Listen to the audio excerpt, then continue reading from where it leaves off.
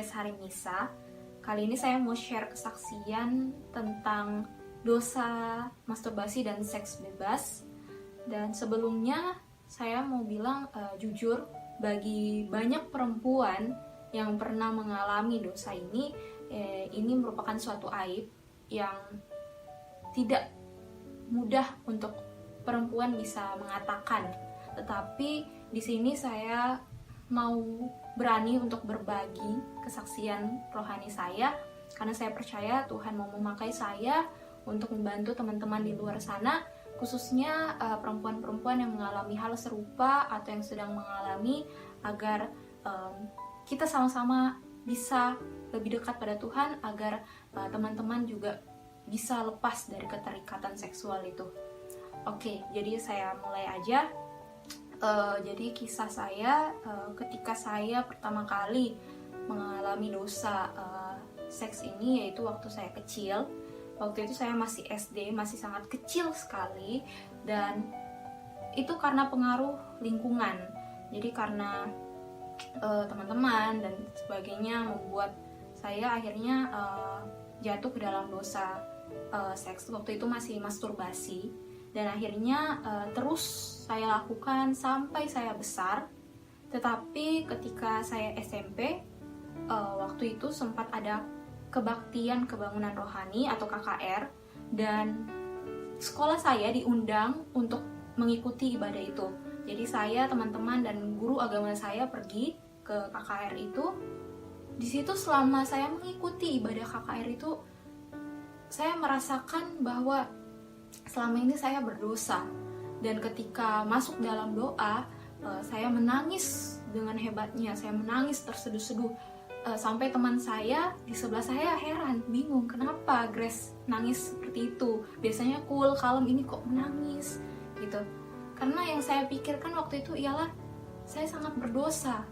Saya sangat-sangat nggak tahu harus bagaimana. Tetapi dalam hati saya bilang, Tuhan, saya mau bertobat, saya mau lepas dari dosa seks itu, dosa masturbasi itu.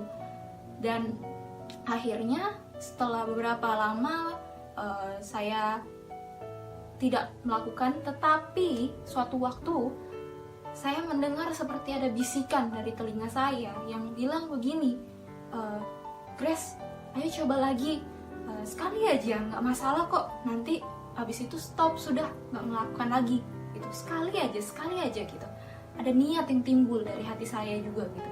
Jadi akhirnya karena saya nggak tahan, saya melakukan lagi, dan akhirnya saya balik lagi ke dalam dosa masturbasi itu sampai saya dewasa. Nah, waktu dewasa saya pacaran, dan dosa yang tadinya saya lakukan sendiri akhirnya semakin dalam gitu. Akhirnya saya terjerumus juga dalam dosa seks bebas. Dan kalau mau dibilang jujur, selama dalam hubungan pacaran, kalau hubungan itu sudah dilandasi oleh seks bebas, maka akan banyak terjadi hal-hal yang membuat hati kita pedih gitu. Seperti gak tenang, gelisah, khawatir. Hubungan itu dilandasi oleh rasa tidak betul-betul saling menyayangi satu sama lain. Ada keterikatan hawa nafsu di balik itu semua gitu, yang membuat emosi saya waktu itu naik turun, dan akhirnya memicu pertengkaran, adu mulut lah, atau saling keras kepala, egois satu sama lain begitu. Dan akhirnya membuat saya semakin dalam gitu, masuk ke dalam suatu pikiran yang gelap, yang saya nggak tahu lagi harus seperti apa. Dan saya sempat memohon pada Tuhan untuk bisa lepas begitu, tapi semakin dalam saya melakukan hubungan itu, maka semakin saya susah untuk lepaskan. Jadi maksud saya di sini ialah, kalau hubungan kita atau pacaran kita dengan seseorang itu sudah terlanjur dengan melakukan hubungan seks, maka akan susah untuk lepaskan itu semua. Kecuali kita betul-betul mau meminta pertobatan dan itu butuh waktu, nggak serta-merta instan begitu. Dan itu yang saya rasakan, nggak semuanya langsung oh saya lepas, nggak, susah banget jujur. Dan di situ saya mengalami pergumulan yang hebat. Akhirnya setelah saya putus dengan mantan pacar saya ngerasa dunia itu gelap. Pandangan saya itu ke masa depan saya itu kayak saya nggak punya masa depan. Rasanya kayak ingin mengakhiri hidup, karena di pikiran saya, gimana ya, saya cewek gitu, apa masih ada yang mau dengan saya? Apakah masih ada yang mau menerima saya suatu saat nanti begitu? Dan masa depan saya juga saya nggak tahu harus bagaimana gitu. Situ saya down banget. Dan setelah putus, beberapa bulan setelah itu ada teman-teman saya yang mengajak saya untuk ibadah di suatu gereja. Dan jujur waktu ibadah itu ibadahnya berbeda memang dengan gereja saya.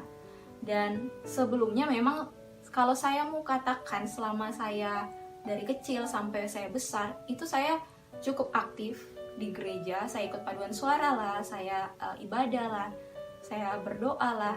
Tapi ketika saya merasakan worship waktu itu, pujian waktu beribadah di gereja itu, saya merasakan kalau worship yang saya nyanyikan bersama orang-orang lainnya, jemaat lain, itu betul-betul dari dalam hati gitu.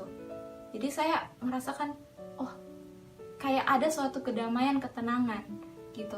Maksud saya di sini adalah kalau sebelumnya saya saya memuji Tuhan, saya ikut paduan suara, saya ikut pelayanan, tetapi ketika saya mau menyanyi, saya mau menyembah Tuhan, itu tidak datang dari hati saya, tetapi hanya dari mulut saja. Sedangkan pikiran saya itu melayang kemana-mana. Saya melihat ke sana, ke sini, saya fokus ke masalah saya teringat dengan sesuatu.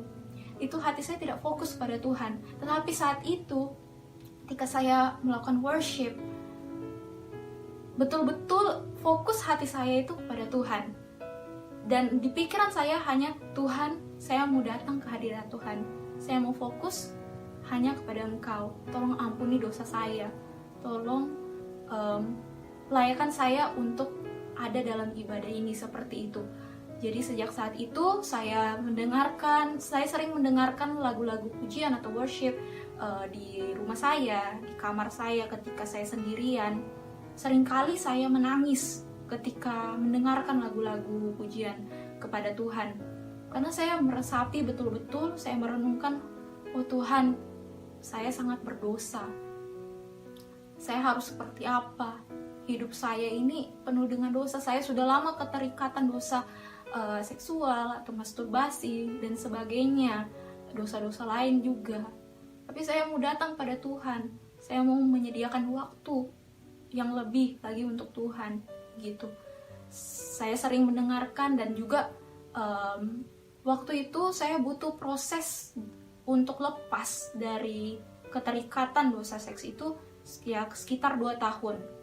Jadi selama 2 tahun itu saya sering mendengarkan lagu pujian, bahkan sampai sekarang juga. Dan waktu itu juga saya mulai membiasakan diri saya untuk membaca firman Tuhan. Nah, itu salah satu kunci juga, selain worship tadi. Ketika saya membaca firman Tuhan di awal-awal, saya ngerasa apa sih, kayak cuman baca biasa gitu. Saya nggak betul-betul pahami gitu. Jadi kayak merasa ngantuk, malas, bosan. Tetapi saya paksa diri saya, ayo Grace, ayo baca firman Tuhan gitu. Paling nggak mulai dari dikit-dikit, akhirnya bisa satu pasal atau satu paragraf gitu. Dan saya paksa diri saya baca firman Tuhan terus yang awalnya 1 hari 1 kali, akhirnya sampai sekarang 1 hari bisa 2 kali, pagi dan malam, puji Tuhan. Tetapi dari kebiasaan itulah yang dimana saya mau lebih dekat pada Tuhan, membantu saya untuk betul-betul lepas dari dosa, keterikatan dosa seks bebas itu, dosa masturbasi itu. Dan saya sangat bersyukur, puji Tuhan, saya dimerdekakan. Tuhan mengampuni saya, Tuhan mengangkat saya dari keterpurukan yang awalnya saya pikir saya nggak punya masa depan, nggak ada cowok yang mau sama saya. Sekarang saya mikir Tuhan punya jalan yang terbaik bagi saya. Jangan takut, jangan khawatir, jangan gelisah. Tuhan punya porsi yang sudah ada untuk saya, begitu. Asal saya tetap berada di dalam Dia, asal saya tetap memegang tangan Tuhan. Itu yang saya percaya. Dan puji Tuhan sekarang saya sudah lepas, dan inilah yang mau saya bagikan ke teman-teman di luar sana. Bagi kalian yang sedang mengalami atau pernah mengalami, tetap ingat ada Tuhan Yesus yang menolong, ada Tuhan Yesus yang menguatkan kalian. Yang kalian perlu lakukan hanyalah datang pada Tuhan, itu aja. Saya ingat dulu waktu itu setelah saya putus, kondisi saya hampa, putus asa, saya ngelihat keluar ke langit pun itu kayak gak ada pandangan, kayak mau apa saya di dunia ini, seperti itu. Tapi saya percaya sekarang Tuhan mau memakai saya untuk menjadi berkat bagi teman-teman di luar sana. Dan yang waktu itu saya lakukan ketika saya sadar bahwa masih ada Tuhan. Saya datang kepada Tuhan, saya tutup pintu kamar saya kunci, saya bertelut, saya berdoa, saya memohon pengampunan Tuhan dari dalam hati saya yang paling tulus, sungguh-sungguh. Jadi teman-teman ingat dalam 1 Yohanes pasal 1 ayat 9 berkata, jika kita mengaku dosa kita, maka Ia adalah setia dan adil, sehingga Ia akan mengampuni segala dosa kita dan menyucikan kita dari segala kejahatan. Asal kita mau mengaku dosa kita, asal kita mau berjanji untuk lebih dekat pada Tuhan dan tidak mengulanginya.